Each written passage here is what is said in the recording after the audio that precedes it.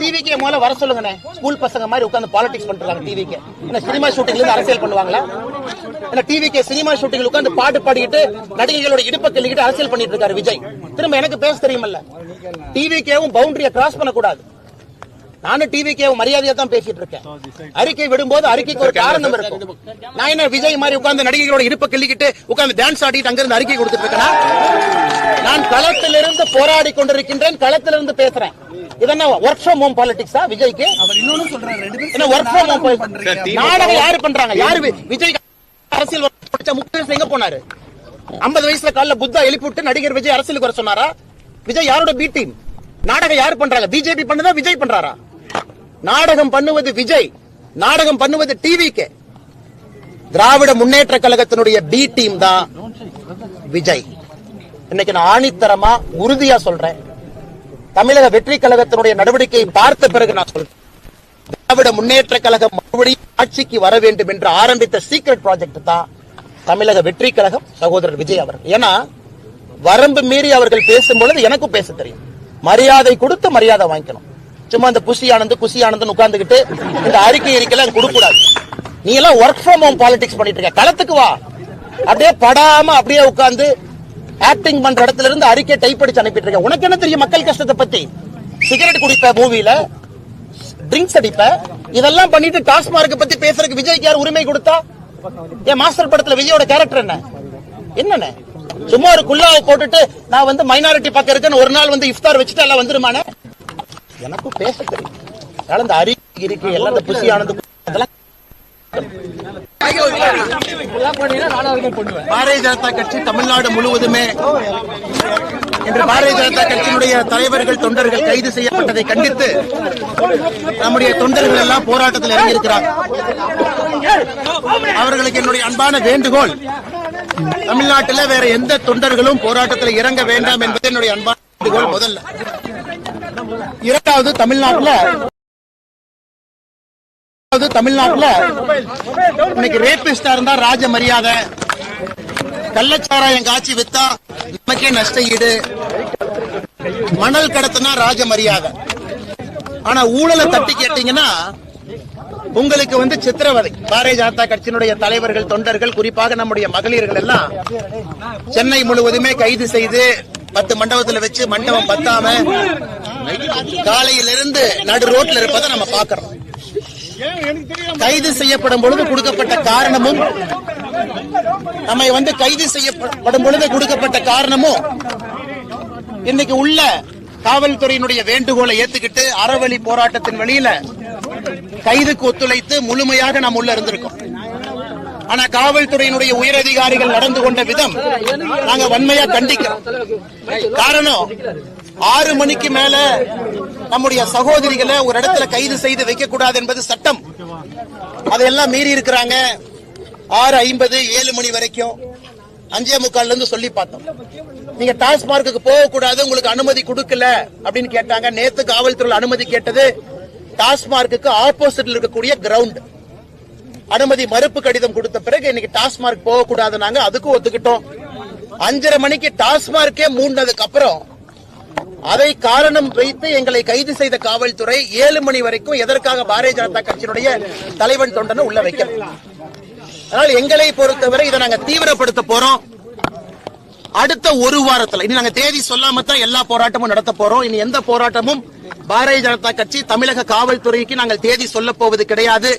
காவல்துறையின் மீது நாங்கள் நம்பிக்கை இழந்து விட்டோம். ஜனநாயகத்தில் பாரதிய ஜனதா கட்சி காவல்துறைக்கு எந்த விதமான கடிதமும் நாங்க கொடுக்க போறது கிடையாது. எந்த ஆர்ப்பாட்டத்திற்கும் பாரதிய ஜனதா கட்சி கடிதம் கொடுக்க மாட்டோம். இதுவரை கடைசியாக 7 கடிதம் கொடுத்தோம். 7 ஆர்ப்பாட்டத்திற்கு 7ஐயும் நிராகரிச்சிருக்கிறாங்க. 7க்கும் பிரிவென்டிவ் கஸ்டடி வச்சிருக்கிறாங்க. ஜனநாயகத்தினுடைய குரல் விளைய காவல்துறை திமுகவினுடைய ஏவல் துறையாக மாறி இருக்கின்ற காரணத்தினால அடுத்த ஒரு வாரத்துல நடக்கக்கூடிய போராட்டம் தமிழ்நாட்டில் இருக்கக்கூடிய 5000க்கும் மேற்பட்ட டாஸ்மார்க் கடையில முதலமைச்சர் மு.க. ஸ்டாலின் அவருடைய பிரேம் போட்ட போட்டோவை மகளிர் அணி ஆணி அடிச்சு அதை அங்க ஒட்ட போறாங்க. அடுத்த ஒரு வாரத்துக்குள்ள தேதி குறிப்பிடாம தமிழகத்தில் இருக்கக்கூடிய டாஸ்மார்க் எல்லா கடையிலும் பாரதிய ஜனதா கட்சியினுடைய சகோதரிகள், தாய்மார்கள், மகளிர் அணி முன்னிருந்து நானும் உட்பட தமிழ்நாட்டில் டாஸ்மார்க் கடையில முதலமைச்சருடைய பிரேம் போட்ட போட்டோவை சுத்தில் வச்சு ஆணி வச்சு அடிச்சு அதை ஒட்ட போறோம். ஏப்ரல் முதல் வாரத்தில் ஒரு நாள் பாரதிய ஜனதா கட்சியினுடைய தலைவர்கள், தொண்டர்கள் டாஸ்மார்க் கடையை மூடி பூட்டு போட போறோம். இந்த 2 போராட்டமும் அடுத்த 15 நாட்களுக்குள்ள 2 தேதியில் நடக்கும். 22ஆம் தேதி ஒரு போராட்டம் சென்னையில் நடப்பதற்கு வாய்ப்பு இருக்கு. அதுவும் அறிவிக்க போறதில்ல. காவல்துறை பாரதிய ஜனதா கட்சிக்கு மரியாதை கொடுக்காத வரை பாரதிய ஜனதா கட்சி காவல்துறைக்கு மரியாதை கொடுக்காது. Very simple.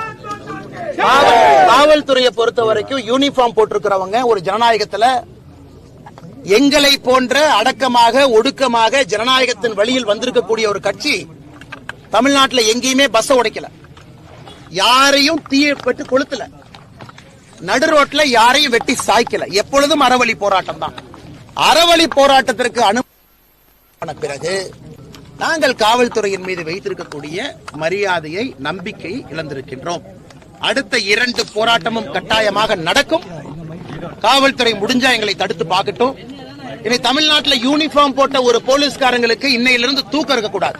நான் பாரதிய ஜனதா கட்சியினுடைய எல்லா தொண்டர்களுக்கும் இந்த நேரத்தில் நான் சொல்ல விரும்புறேன். நமக்கு மரியாதை கொடுக்காத காவல்துறை இன்னையிலிருந்து தூங்கக்கூடாது. விதவிதமான போராட்டம், ஆர்ப்பாட்டம் தமிழகத்தில் நடந்துகிட்டே இருக்கும். மே 2026 வரை ஒரு மரியாதை எப்படி கொடுக்கணும் அது தெரியாத அதிகாரிகள் கமிஷனரா, டிஜிபியா உட்கார்ந்து இருக்கிறாங்க. அந்த சேரல திமுகவை காக்கா பிடிச்சு கோந்து போட்டு உட்கார்ந்து இருக்கிறாங்க. அதனால் தமிழ்நாட்டில் இருக்கக்கூடிய எல்லா காவல்துறை நண்பர்களுக்கும், சகோதர சகோதரிகளுக்கும் ஒரு பெரிய களங்கத்தை காவல்துறை உயர் அதிகாரிகள் ஏற்படுத்தி இருக்கிறார். இத்தனை காலமாக பொறுமையாக எப்பொழுதும் காவல்துறைக்கு ஆதரவாக பேசிய அரசியல்வாதி நான். ஆனா என்னுடைய தொண்டர்களையும் என்னுடைய சகோதரிகளையும் இழிவுபடுத்திய பிறகு இன்றைக்கு ராத்திரியிலிருந்து காவல்துறையை நான் தூங்க விட மாட்டேங்க. Very clear, very clear. என்ன நடந்தாலும்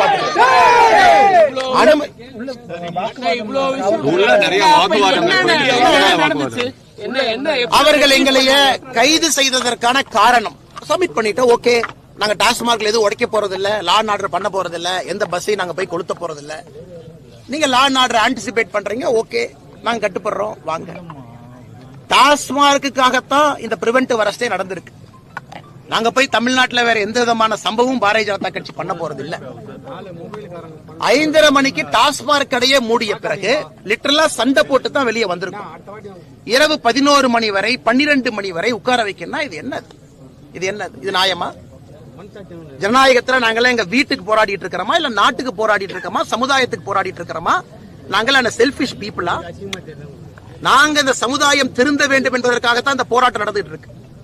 அதற்கு மரியாதை கொடுக்க தெரியல. ஒரு பாரதிய ஜனதா கட்சியினுடைய தலைவனை, தொண்டவனை மண்டபத்தில் அடைத்து வைக்காம நான் சென்னை ஃபுல்லா சுத்துவேன், ரோட்ல இறக்கி விடுவேன். இருக்கக்கூடிய மண்டபத்தில் டாய்லெட் சில மண்டபத்தில் இருக்காது. பெண்களுக்கு 6 மணிக்கு மேல என்ன மரியாதை பெண்களுக்கு சட்டத்தின்படி கொடுக்கணுமோ கொடுக்க தெரியாது. ஆனா நான் எங்க மேலதிகாரிகள் சொல்லிட்டாங்க, டிஜி சொல்லிட்டாங்க, கமிஷனர் சொல்லிட்டாங்க, நாங்க உங்களை நைட்டு வரைக்கும் வச்சிருப்போம்னா எப்படி அந்த இதை நாங்க எடுத்துக்க முடியுங்கண்ணா? இது ஜனநாயக முறைப்படிதான் இருக்கும். அதனால நான் காலையிலேயே உங்களுக்கு சொன்னேன், எல்லா ஆர்ப்பாட்டமும் நீ தேதி இல்லாம தான் நடக்குங்க. நீ தேதி எல்லாம் உங்களுக்கு சொல்ல போறது கிடையாது. சொல்லாம பண்ணுவோம் அப்படின்னு சொல்லிருக்கீங்க. ரகுபதி அமைச்சர் அவர்கள் பதில் சொல்லியிருக்காரு, வந்து பார்க்க சொல்லுங்க, டெல்லி போல உறுதியா வருவேன். அந்த கிரிமினல் ரகுபதிக்கு நல்லா சொல்லியிருக்கு. அளவுக்கு அதிகமாக சொற்று சேற்ற வழக்குல தமிழ்நாட்டினுடைய மந்திரி ரகுபதி, சிறைத்துறை, லஞ்ச ஒழிப்புத்துறை, வெக்கக்கேடு, அளவுக்கு அதிகமாக சொத்து சேர்த்த வழக்கு ரகுபதியின் மீது நடந்து கொண்டிருக்கிறது. சட்டத்துறை அமைச்சராக இருக்கிறாங்க. அவரு மேல வருமானத்துக்கு அதிகமா சொத்து சேர்த்த கேஸ் நடந்துகிட்டு இருக்கு. இவர் சட்டத்துறை அமைச்சர், கோர்ட்ஸ் எல்லாம் இவர் கீழே. இவர் எங்க கிட்ட சட்டத்தை பத்தி ரகுபதி சொல்றாங்க. அதனால என்னை பொறுத்தவரை தமிழகத்தினுடைய சட்டத்துறை அமைச்சரே கிரிமினல் தான். அவருக்கு சட்டத்தை பாதுகாப்பதற்கோ சட்டத்தை போற்றி வணங்குவதற்கோ அவருக்கு எந்த விதமான அருகதையும் இல்லை. வருவது உறுதிதான். ஏன்னா டாஸ்மார்க் கேஸ்ல எங்களை பொறுத்தவரை முதல் குற்றவாளியாக வர வேண்டியவர் தமிழகத்தினுடைய முதலமைச்சர் ஐயா மு.க. ஸ்டாலின். ஏன் நீங்க வந்து இது டெல்லி அரசியல், தமிழ்நாடு அரசியல், இது சென்னை அரசியல், டெல்லிக்கெல்லாம் ஏன் போறீங்க? தமிழ்நாட்டுல பாஜக எடுபடுமா செஞ்சா தானே தெரியும். நாங்க செஞ்சு காட்ட போறோம். எடுபடுமா எடுபடாதான் அப்புறம் பார்ப்போம். செய்வது உறுதின்னு சொல்லிட்டேன். டாஸ்மார்க் வழக்கில் என்னை பொறுத்தவரை முதல் குற்றவாளியாக இருக்க போறவரே தமிழ்நாட்டினுடைய இன்றைய முதலமைச்சராக இருக்கக்கூடிய மு.க. ஸ்டாலின் நான் சொல்லிட்டேன். அதுக்கு மேல நான் மூடி மறைச்சு எதுவுமே பேசலீங்கன்னா அப்ப வீரியம் அதிகரிக்கும். நிச்சயமா வீரியம் அதிகரிக்கும்.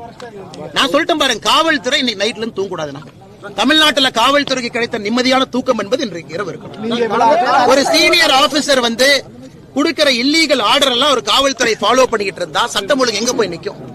சட்டம் ஒழுங்கு எங்க போய் நிக்கும்? எங்களுக்கு என்ன காவல்துறைக்கு உபத்திரம் கொடுக்க வேண்டும் என்கின்ற ஆசையா? இல்ல ஸ்ட்ரீட்ல பேட்ரோல் பண்ண வேண்டிய காவல்துறையை பிடிச்சு பாரதிய ஜனதா கட்சி அடைச்சு வச்சு அவங்க வேலையை செய்யக்கூடாது. மரியாதை கொடுக்கும். There is a respect. ஒரு முறை பொறுத்துக்கிட்டோம், 2 முறை பொறுத்துக்கிட்டோம், 6 முறை பொறுத்துக்கிட்டோம். எல்லாம் ஒரு லிமிட் தான். அதனால யாரோ ஒரு கமிஷனர், யாரோ ஒரு டிஜி யாரையும் உட்கார்ந்து இருக்கிறாங்க, இல்லீகல் ஆர்டரா கொடுக்கறாங்க. ஏன் அனுமதி கொடுக்கறதுக்கு என்ன பிரச்சனை உங்களுக்கு? நாங்க ஏதாச்சும் உடைச்சோமா? எங்களுக்கு அந்த மாதிரி ரெக்கார்ட் இருக்கா நாங்க உடைக்கிறதுக்கு?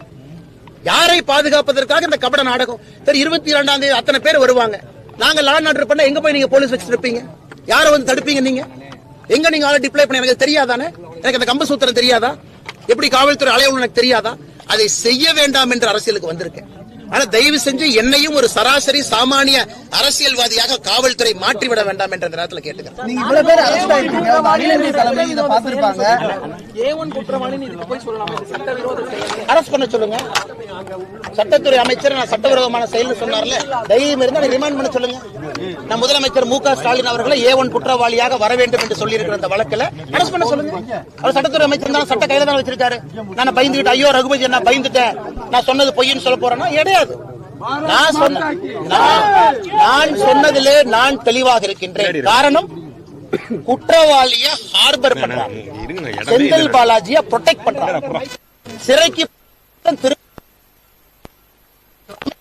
டாஸ்மார்க் 1 வருஷத்துக்கு மேல சிறையில் இருந்து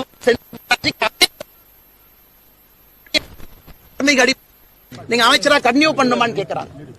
இந்த அடிப்படையில முதல் குற்றவாளின்னு சொல்றேன். ஏன்னா எனக்கு என்னுடைய மூளைக்கு எட்டின வரைக்கும், என்னுடைய கருத்து சுதந்திரத்துக்கு எட்டின வரைக்கும் எனக்கு தெளிவா தெரியுது சிஎம் இஸ் இன்வால்வ்.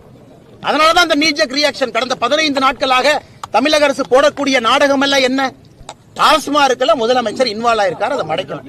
அதனால யாங்க செந்தில் பாலாஜி மேல போக போறதில்லை. எங்களை பொறுத்தவரை முதல் குற்றவாளி மு.க. ஸ்டாலின். நாடகம் ஆடுறதை விட்டுட்டு மேல் நடவடிக்கை எடுங்கன்னு டிவிக்கு அறிக்கை விட்டுருக்காங்க. இந்த டாஸ்மாக் விவகாரத்துல டிவிக்கு முதல்ல வர சொல்லுங்க. ஸ்கூல் பசங்க மாதிரி உட்கார்ந்து பாலிடிக்ஸ் பண்றாங்க. டிவிக்கு என்ன சினிமா ஷூட்டிங்ல இருந்து அரசியல் பண்ணுவாங்களா? என்ன டிவிக்கு சினிமா ஷூட்டிங்ல உட்கார்ந்து பாட்டு பாடிக்கிட்டு நடிகைகளோட இடுப்பை கிள்ளிக்கிட்டு அரசியல் பண்ணிட்டு இருக்காரு விஜய். திரும்ப எனக்கு பேச தெரியுமல்ல. டிவிக்கேவும் பவுண்டரியை கிராஸ் பண்ணக்கூடாது. நானும் டிவிக்கு மரியாதையா தான் பேசிட்டு இருக்கேன். அறிக்கை விடும்போது அறிக்கைக்கு ஒரு காரணம் இருக்கும். நான் என்ன விஜய் மாதிரி உட்கார்ந்து நடிகைகளோட இடுப்பை கிள்ளிக்கிட்டு உட்கார்ந்து டான்ஸ் ஆடிட்டு அங்கிருந்து அறிக்கை கொடுத்துட்டு இருக்கேன்? நான் களத்திலிருந்து போராடி கொண்டிருக்கின்றேன், களத்திலிருந்து பேசுறேன். இதென்ன ஒர்க் ஃப்ரம் ஹோம் பாலிடிக்ஸா விஜய்க்கு? என்ன ஒர்க் ஃப்ரம் ஹோம் நாடகம் யாரு பண்றாங்க? யாரு விஜய் அரசியல் 30 வயசுல எங்க போனாரு? 50 வயசுல காலைல புத்தா எழுப்பிவிட்டு நடிகர் விஜய் அரசியலுக்கு வர சொன்னாரா? விஜய் யாரோட பி டீம்? நாடகம் யாரு பண்றாங்க? பிஜேபி பண்ணதா விஜய் பண்றாரா? நாடகம் பண்ணுவது விஜய், நாடகம் பண்ணுவது டிவிக்கு. திராவிட முன்னேற்ற கழகத்தினுடைய பி டீம் தான் விஜய். இன்னைக்கு நான் ஆணித்தரமா உறுதியா சொல்றேன். தமிழக வெற்றி கழகத்தினுடைய நடவடிக்கையை பார்த்த பிறகு நான் சொல்றேன், திராவிட முன்னேற்ற கழகம் மறுபடியும் ஆட்சிக்கு வர வேண்டும் என்று ஆரம்பித்த சீக்ரெட் ப்ராஜெக்ட் தான் தமிழக வெற்றி கழகம், சகோதரர் விஜய் அவர்கள். ஏன்னா வரம்பு மீறி அவர்கள் பேசும்பொழுது எனக்கும் பேச தெரியும். மரியாதை கொடுத்து மரியாதை வாங்கிக்கணும். சும்மா இந்த குஷி ஆனந்த் உட்கார்ந்துகிட்டு இந்த அறிக்கையெல்லாம் கொடுக்க கூடாது. நீ எல்லாம் ஒர்க் ஃப்ரம் ஹோம் பாலிடிக்ஸ் பண்ணிட்டு இருக்க. களத்துக்கு வா. அப்படியே படாம அப்படியே உட்கார்ந்து ஆக்டிங் பண்ற இடத்துல இருந்து அறிக்கை டைப் அடிச்சு அனுப்பிட்டு இருக்க. உனக்கு என்ன தெரியும் மக்கள் கஷ்டத்தை பத்தி? சிகரெட் குடிப்ப, மூவில ட்ரிங்க்ஸ் அடிப்ப, இதெல்லாம் பண்ணிட்டு டாஸ்மார்க் பத்தி பேசுறதுக்கு விஜய்க்கு யார் உரிமை கொடுத்தா? என் மாஸ்டர் படத்துல விஜயோட கேரக்டர் என்ன? என்னன்னு சும்மா ஒரு குல்லாவை போட்டுட்டு நான் வந்து மைனாரிட்டி பக்கம் இருக்கேன்னு ஒரு நாள் வந்து இஃப்தார் வச்சுட்டு எல்லாம் வந்துருமானே? எனக்கும் பேச தெரியும். கலந்த அறிக்கை எல்லாம் இந்த புசி ஆனந்த் எங்க பக்கத்துல வச்சு ஒர்க் ஃப்ரம் ஹோம் பாலிடிக்ஸ் பண்ணி மாதிரி பாரதிய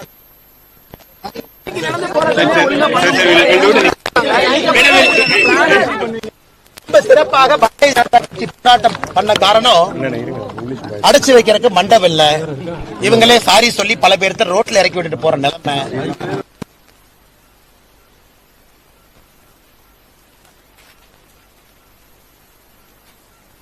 சொல்றேன்.